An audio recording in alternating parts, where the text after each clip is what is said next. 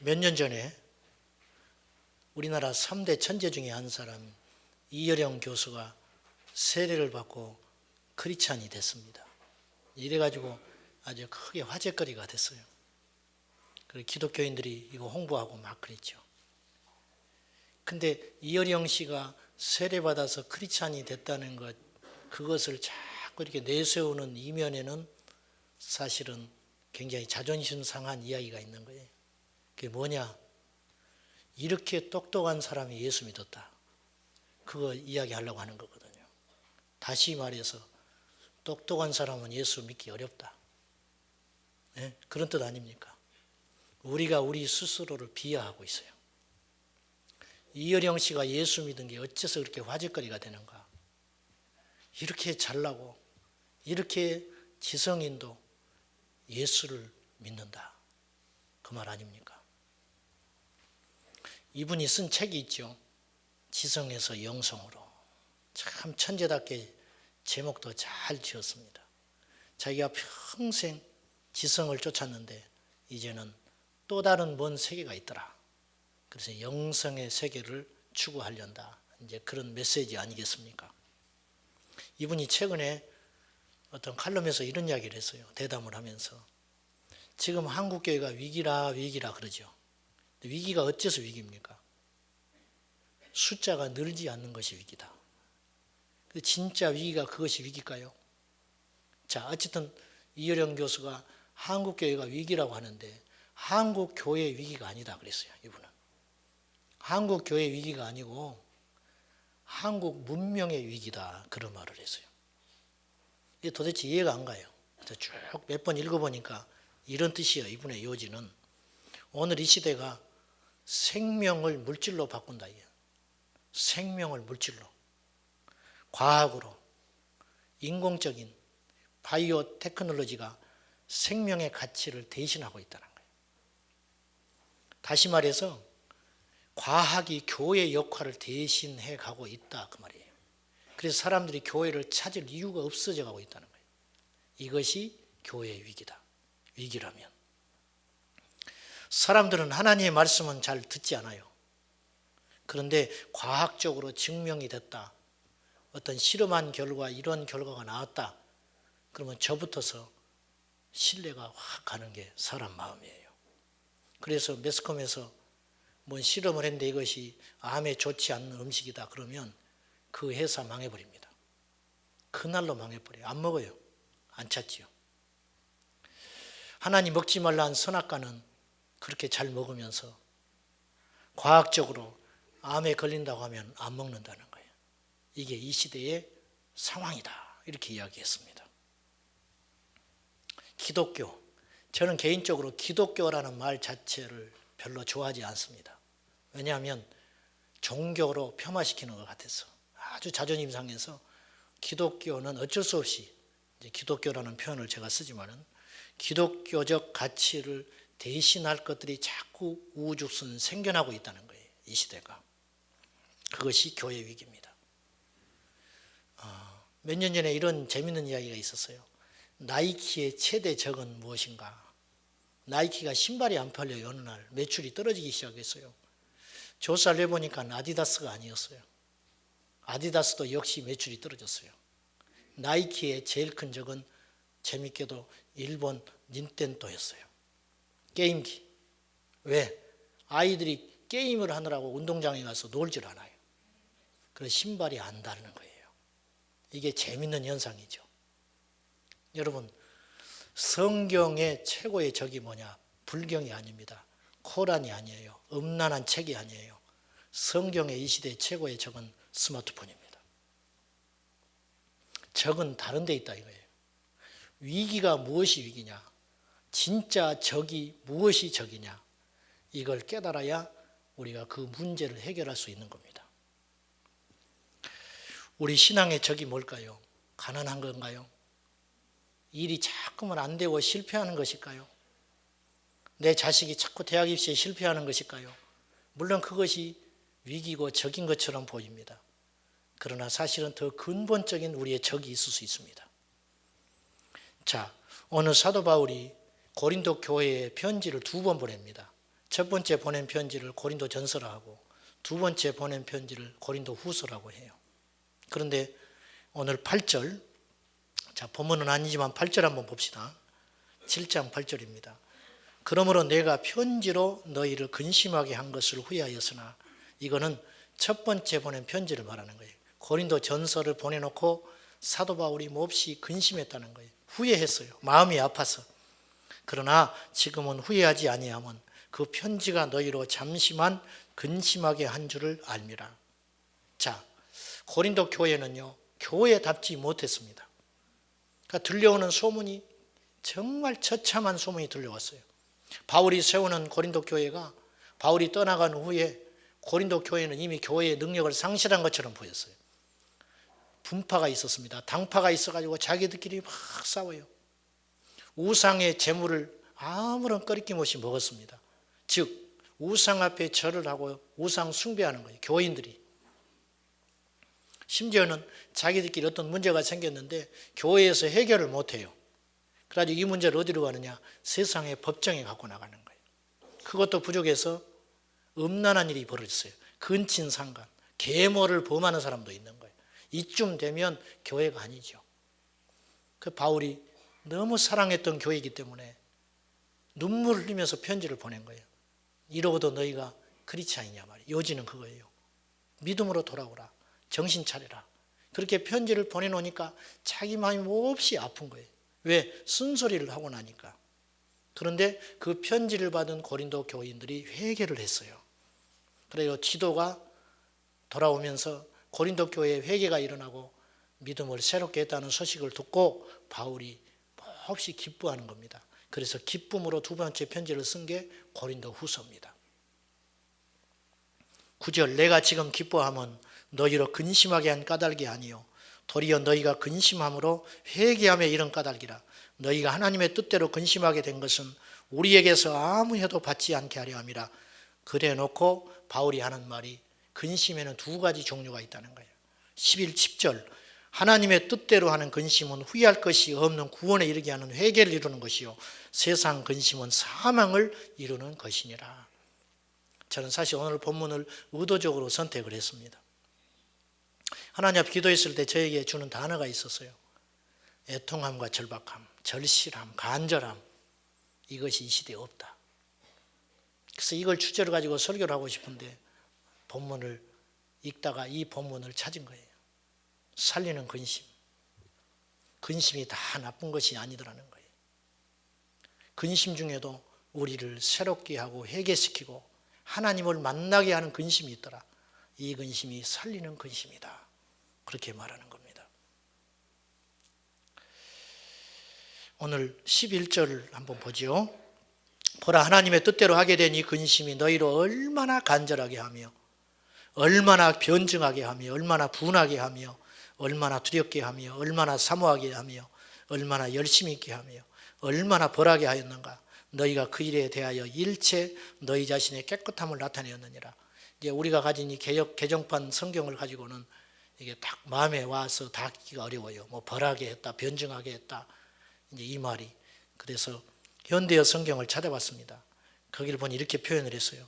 너희로 얼마나 간절하게 하면은 얼마나 진지하게 만들었느냐. 얼마나 너희들을 변증하게 했느냐는 더 사력 있게 만들었다. 그래서 더 진지하게 만들고 더 사력 있게 만들고 더 섬세하게 만들고 더 공손하게 만들고 더 인간답게 만들고 더 열정 있게 만들고 더 책임감 있게 만들었다. 무엇이? 살리는 근심이. 아멘. 살리는 근심이 나를 그렇게 변화시킨다. 살리는 근심이 너희들을 그렇게 바꿨지 않느냐. 바울이 그렇게 이야기하는 거예요. 요지를 해보면 3가지로 요약할 수 있어요. 살리는 근심이 우리에게 주는 유익이 있다는 거예요. 첫째는 우리를 대단히 진지하게 만든다는 거예요. 여러분, 이 시대는 굉장히 가볍습니다. 아주 가벼워요.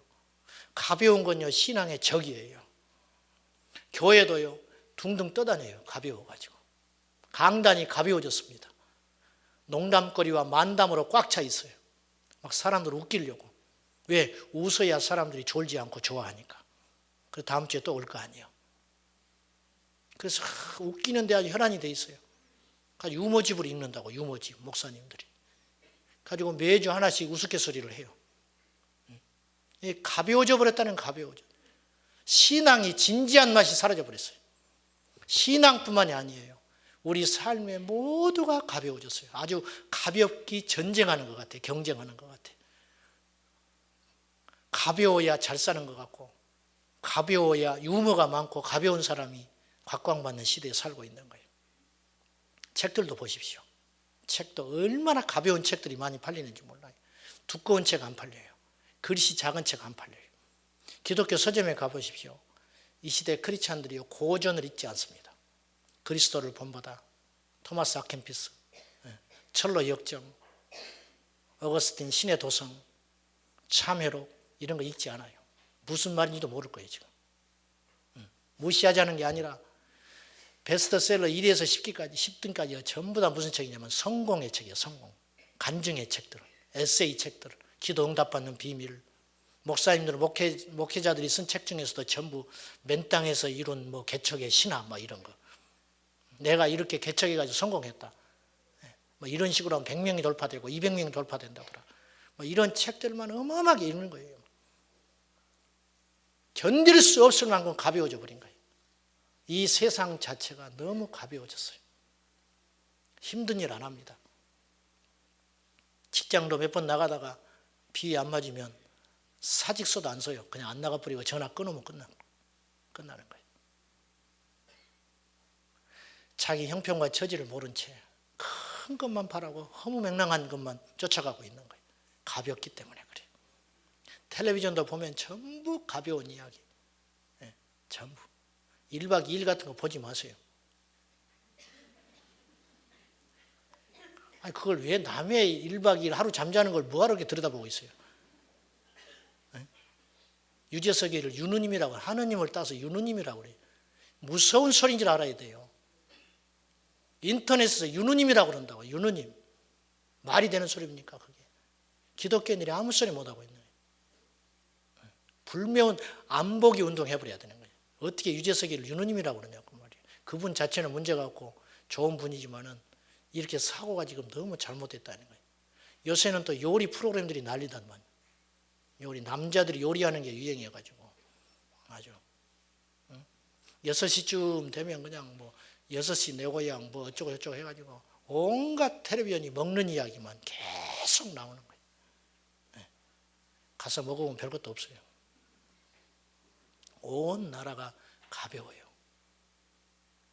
그러니 주일날 교회 와서 딱 앉으면 진지하고 생명의 이야기를 못 듣는 거예요.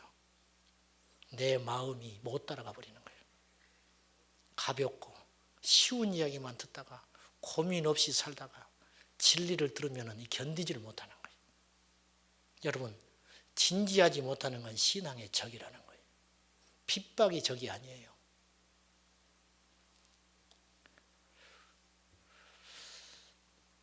우리도 모른 채 풍요로움이 가져다준, 편리함이 가져다준 저주가 있습니다.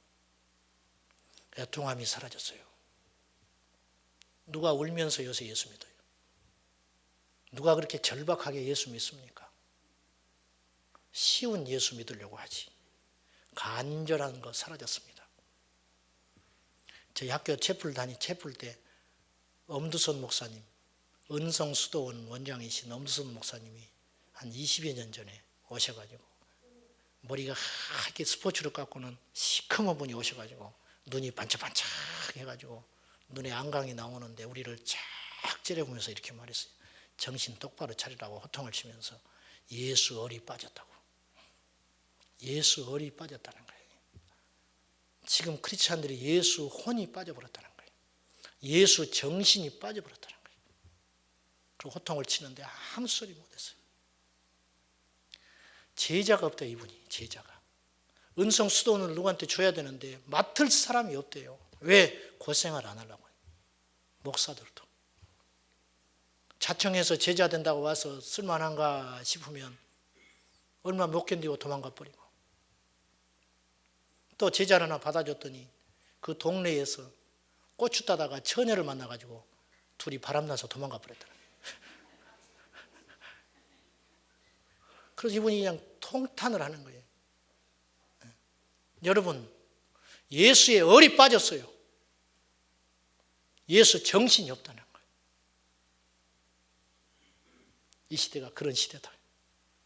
참을 수 없을 만큼 가볍고 무책임하고 천박한 기독교가 되어버리고 말았다는 거예요. 예수님 당시에 주님이 이렇게 말하셨어요. 피리를 불어도 아이들이 피리를 불어도 춤추지 않고 애곡해도 울지 않는다. 당연하죠. 왜? 그건 소꿉장난이니까. 지금이나 예전이나 똑같았나 봐요. 문화라는 게. 아이들이 맨날 보는 것이 잔치하는 것하고 장례 보는 거예요. 그것이 제일 인상에 남는 거예요. 잔치집에 가면 피리를 붑니다. 춤을 덩실덩실 춰요. 근데 얘들은 피리를 부는데 춤을 못 춰요. 왜? 진짜가 아니니까. 흥이 나야 춤을 추지. 진짜 기뻐야 춤을 추지. 피리는 부는데 춤을 못 추는 거예요. 장례식 가면은 통곡하고 울어요. 그런데 애들이 우는 흉내를 내는데 속으로는 낄낄거리고 웃고 있어요. 눈물이 안 나요. 왜? 진짜 죽은 게 아니거든요. 주님 말씀했어요. 이 시대가 그와 같다. 피리를 불어도 반응을 안 한다. 애곡을 해도 울지 않는다. 당신 지옥 간다고 해도 울질 않아요. 그렇게 믿으면 큰일 난다고 해도 가슴을 찢지 않는다. 2000년 전에도 그랬고 지금도 그렇다. 앞으로는 더 그런 시대가 많아질 거다는 거예요. 왜? 가볍기 때문에. 어찌하냐 그 말이에요. 어떻게 하냐. 오늘 우리의 적은 무엇입니까? 우리에게서 절박함과 순수함과 첫사랑을 빼앗아가고 있는 것이 뭡니까? 풍요로움입니다. 자유입니다. 넉넉함입니다. 그것이 우리의 기도의 무릎을 빼앗아갔고 회개의 심령을 빼앗아가 버렸습니다. 이 빼앗겨버린 이 놀라운 영적 가치들을 오늘 다시 가져오시기를 축원합니다. 북한 지하교회 성도들이요 탈북을 합니다. 어떤 목사님이 중국에 이제 강의를 하러 갔어요. 강의를 하러 갔는데 한국에 들어오기를 위해서 기다리는 몇 달, 몇 년의 시간이 있습니다. 몰래 숨어가지고 잡히면 다시 북한으로 추방되니까 그 시간이 제일 힘들고 초조한 시간이에요. 근데 그 집을 방문을 했어요. 몰래 연결이 돼가지고 갔더니 이방 방에 한국 교회를 위한 기도의 제목이 붙어 있더라는 거예요. 한국 교회를 위한 기도의 제목. 그래서 이 목사님을 붙들고 목사님 제가 남한 교회를 위해서 날마다 기도합니다. 근데 그 소리를 들으니까 이분은 진짜 날마다 기도하는 분 같더래요. 진짜 그렇게 하고 있는 것 같더래. 그래서 기도 제목을 이렇게 봤대요. 봤더니 자기를 위한 기도는 하나도 없어요. 전부 한국교회를 위해서 걱정하고 염려하며 기도 제목 10가지를 써놨어요. 물질주의, 타락한 목회자들, 성도들의 변화되지 않는 모습들, 그런 것들만 딱 써놓은 거예요. 부끄러웠다는 거예요. 여러분, 이거 아셔야 돼요. 우리 남한 교회 성도들이 북한 지하교회 성도들 염려하고 울고 기도하지요. 천만에. 북한에 있는 지하교회 성도들이 우리를 위해서 기도하고 있어요. 우리는 모든 걸 가졌는데 왜 우리를 위해서 기도합니까? 그들도 알아요. 우리가 가짜가 됐다는 걸 아는 거예요. 소문에 들어서 아는 거예요. 그들이 탈북해가지고 남한 교회에 와서 깜짝 놀란다는 거예요. 남한 교회에 와서 예배드리 보고 깜짝 놀란다는 거예요. 왜? 감격이 없어요. 감격이. 성령님이 안 계셔요. 예배 드리는데. 찬양이 이렇게 할 수 있냐 이거 이렇게. 기도를 어떻게 이렇게 할 수 있냐 이거예요. 어떻게 예배를 이렇게 드리냐는. 북한에서는 이렇게 상상할 수도 없는 예배라요. 하나님의 영이 떠난 예배를 드리고 있다. 그래가지고 그들 중에는요 다시 북한으로 보내달라고 기도하는 사람이 있다는 거예요. 여기서 예배 못 드리겠다는 거예요. 이만큼 우리가 위기에 와버렸어요. 근데 위기인지를 몰라요. 애곡에도 눈물이 안 나요. 이상 목사님 모퉁이돌 선교회 대표인데 지난 주간에 문자가 왔더라고요. 단체 문자를 쫙 보냈죠. 긴급 기도 제목이 왔어요. 김정은의 지시로 대대적인 지하교회 색출이 있다. 기도해달라고. 무엇이 위기죠? 그것이 위기일까요? 풍요로움이 가져다준, 번영이 가져다준 나태함과 안일함과 교만함이 더 큰 적이라 저는 그렇게 생각합니다. 왜 예수님께서는 부자가 천국 가는 것이 그렇게 어렵다고 하셨을까요? 부자 청년이 예수님을 따르고 싶었어요. 네가 율법을 지켰냐? 어릴 때부터 지켰습니다. 자신만만했어요. 근데 예수님은 이 본질을 비켜가지 않아요. 이 부자 청년에다가 비수를 꽂아버렸어요. 너에게 한 가지 부족한 것이 있다. 아마 길을 쫑긋 세웠을 거예요. 뭐든지 할 수 있거든요. 자기는. 집을 나오라 하면 나올 수 있어요. 더 뭔가 열심을 내라면 열심을 낼 수 있어요. 부자는 그런 생각을 했을 거예요. 예수님이 너에게 한 가지 부족한 것이 있다. 아, 내가 최선을 다해서 하나님이 기뻐하는 것이라면 다 하고 왔는데 이분의 양의 안차는 뭔가 있구나. 아, 그거 내가 보충하면 되겠지. 순간 그렇게 생각했을 거예요. 근데 예수님이 하신 말씀은 뜻밖의 말이었어요. 너의 그 많은 재산을 가난한 자에게 다 나눠줘버리고 나를 따르라. 생각지 않은 주문이 뚝 떨어져 버린 거예요. 이 부자 청년이 거기서 꼬꾸라져 버렸습니다.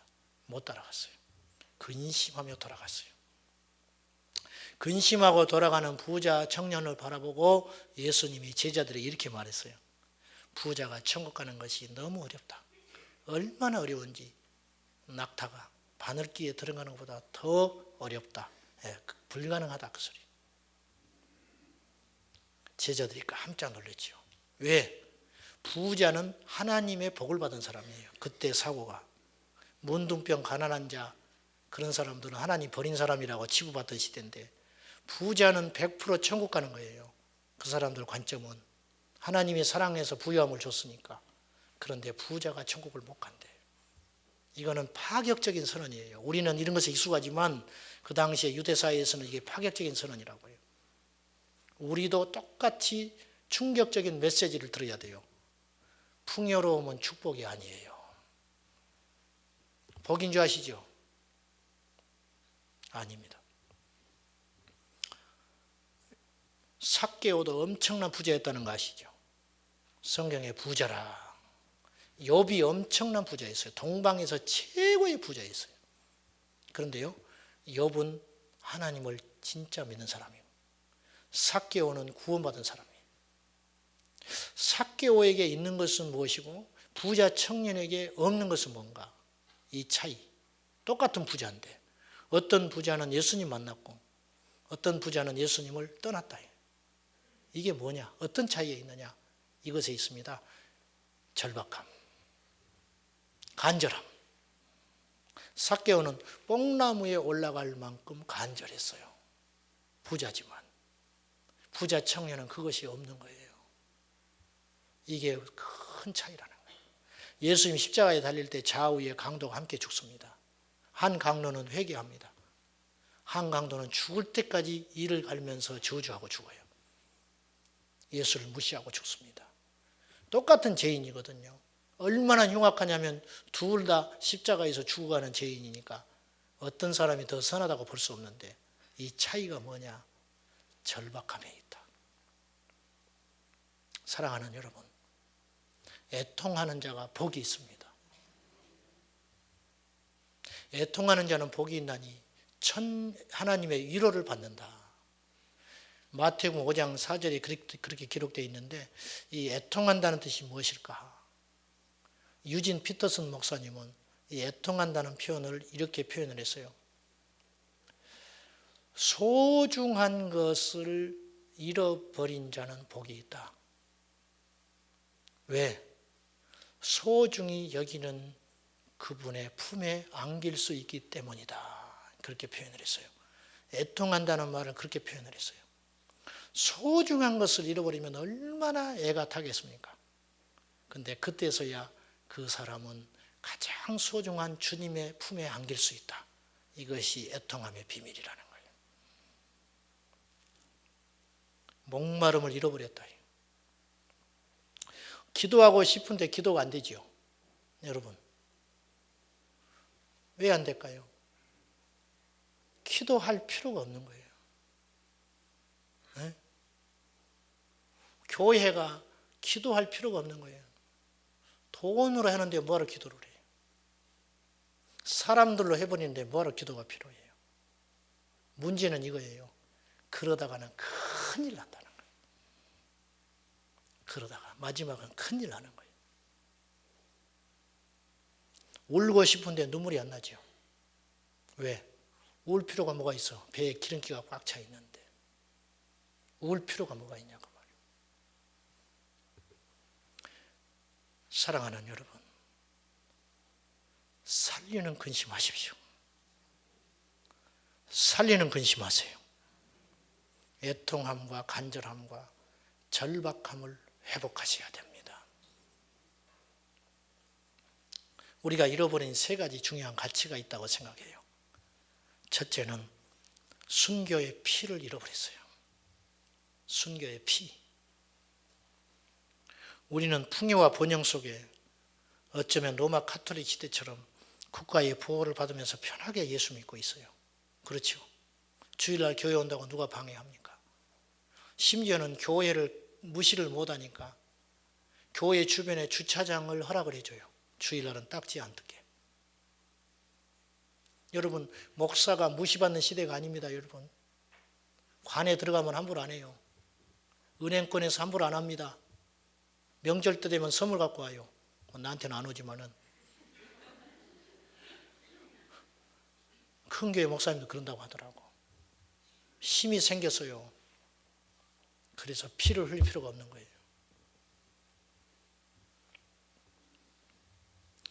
믿는 것이, 이 풍요가 어느 날 사라졌어요. 믿는 것이 위법이 되고 세상의 테러의 대상이 돼도 여러분 주일날 교회에 와서 예수 믿을 수 있겠어요? 아무런 이득이 없고 심지어는 불이익이 주어지는데도 예수 믿을 수 있냐고 말이에요. 여호와 증인은 잘못된 교리에 빠져가지고 군대 가서 총을 안 잡아요. 3년 동안 영창살이 합니다. 그리고 범죄자로 낙인 찍혀가지고 멀쩡하게 많이 배우고 멀쩡한 사람이 낙인 찍혀가지고 직장 생활을 못해요. 범죄자가 돼가지고. 그래가지고 평생 자영업하고 삽니다. 근근히 살아가요. 그래도 그들은 신념이 있어요. 잘못된 신념이거든요. 교리의 희생자예요. 그들은 순교할 각오를 하고 그렇게 믿는 거예요.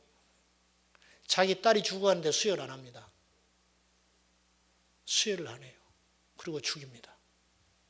그리고도 자기는 믿음을 지켰다고 생각해요. 우리는 그만도 못해요.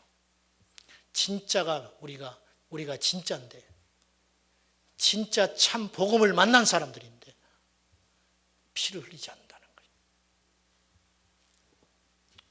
두 번째는 주님을 위해 흘리는 땀이 없어요. 땀 흘리지 않습니다. 이 시대에. 교인은 많은데 일꾼이 없어요. 교회는 많은데 진리를 들을 수 없다고 아우성해요. 기천명씩 모이는 교회가 교회 청소를 못해요. 너무 넓으니까. 그래가지고 용역회사에 용역을 줍니다. 청소해달라고.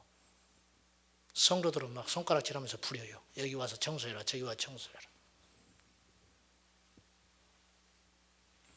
교회를 지킬 사람이 없어가지고 밤에 용역을 줘서 경비를 둬야 됩니다. 교인들이 지킬 사람이 없어요. 누리려고만 하지 땀 안 흘려요. 주일날 주방 봉사 할 사람이 없어가지고 사람 불러다가 월급 줘가면서 수방시킵니다. 더 큰 비극이 뭔지 아세요? 그 주방에서 일하는 사람은 예배 못 드려요. 왜? 교인들 밥에 먹여야 되니까. 그러고도 아무 소리 못 하지요. 월급을 받으니까. 우리는 아무렇지 않게 그런 일을 하고 있어요. 지금 땀을 안 흘려요. 주님을 위해서 땀 흘리지 않아요. 교회를 위해서 땀 흘리지 않아요. 영혼을 위해서 땀 흘리지 않아요. 주님 앞에 가서 우리 어떻게 하려고 그래요? 어떻게? 전부 쉽고 편안하고 안락하고 좋은 데만 찾아다니는 거예요. 좋은 데만. 절대 변하지 않는 유일한 법칙이 있습니다. 믿음은 희생을 먹고 큰다. 절대 변하지 않는 유일한 법칙이 있어요. 십자가가 무거울수록 내 믿음은 강해진다. 우리가 언제부터 이렇게 됐지요? 우리의 정말 위기가 뭡니까? 지금 위기입니다. 일제시대가 위기가 아니에요. 영적 위기다 지금. 일제시대는요, 뜨거운 기도가 있었어요.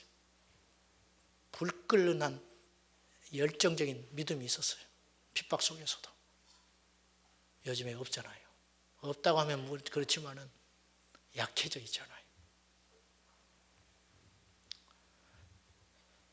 세 번째는 애통의 눈물이 없습니다.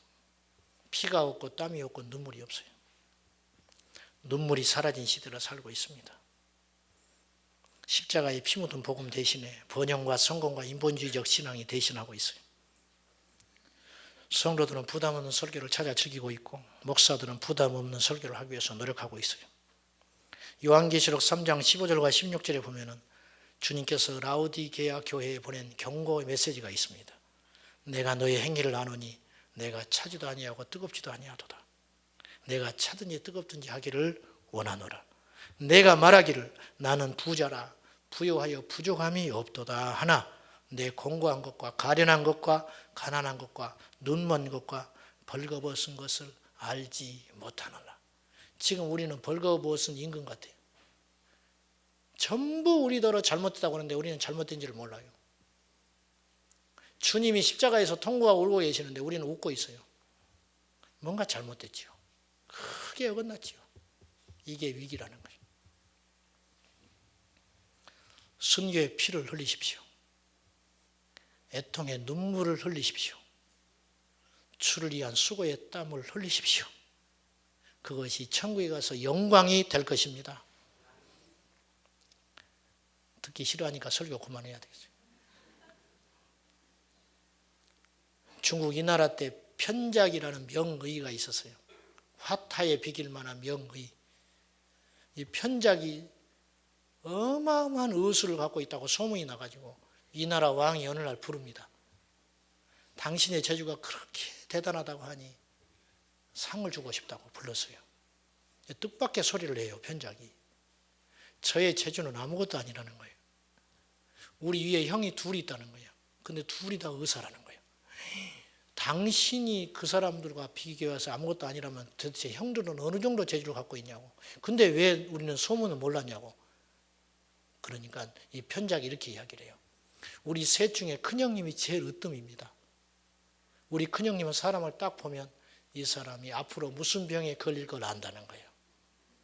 그리고 미리 손을 써버린다는 거예요. 약도 주지 않고. 그리고 병의 근본 뿌리부터 해결해 버린다는 거예요. 그래서 사람들이 자기가 병 나은지를 모른대요. 큰형을 만나면. 그래서 소문이 안 난다. 둘째 형은 어느 정도냐. 초기에 약을 줘가지고 고쳐버린대. 약 한 번만 쓰면 그냥 놔버린대요. 그래서 둘째 형을 만나면 자기가 가벼운 병인 줄 안다는 거예요. 사실은 죽을 병인데. 그래서 사람들이 고마워할 줄 모른다는 거예요. 나는 셋 중에 재주가 제일 졸해서 거의 죽게 된 지경에 이르도록 방치해놨다. 이 약도 저 약도 쓰다가 안 돼서 겨우 그 사람들을 죽을 문턱에 가서 살리는 적이 많이 있었다는 거예요. 그래서 사람들이 자기를 칭찬한다는 거예요. 그러나 실상은 나는 그런 탁월한 의사가 아니라고 그렇게 이야기를 해요.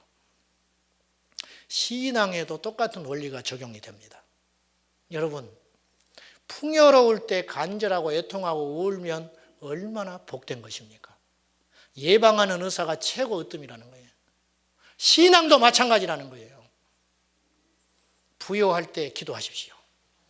넉넉할 때 기도하십시오. 자유로울 때 마음껏 주님을 찾으십시오. 울 일이 없을 때 애통하십시오. 잃어버리고 애통하면 늦어요. 다시 그걸 회복하려면 피눈물이 나는 거예요. 아무 일이 없을 때 기도하세요. 평안할 때 금식하십시오. 아무런 위기가 없을 때 하나님을 결사적으로 붙드십시오. 이것이 지혜입니다. 우리에게 이런 지혜의 역사가 일어나기를 예수님의 이름으로 축원합니다. 기도하십시다. 하나님, 무엇을 먹을까 무엇을 마실까 죽이는 근심하는 것이 아니고 어떻게 하면 주님을 영화롭게 할고 어떻게 하면 천국에 가서 주님 만날 때 부끄럽지 않을고 살리는 근심할 수 있도록 도와주시옵소서. 눈물이 마른 시대입니다. 수고의 땀이 사라진 시대입니다. 순교의 피가 효력이 다해버렸습니다. 주님, 우리가 깨어서 날마다 주님을 찾게 하시고 애통함과 절박함과 간절함과 절실함으로 주님을 찾는 자 되게 하여 주시옵소서. 예수님의 이름으로 기도하옵나이다. 아멘.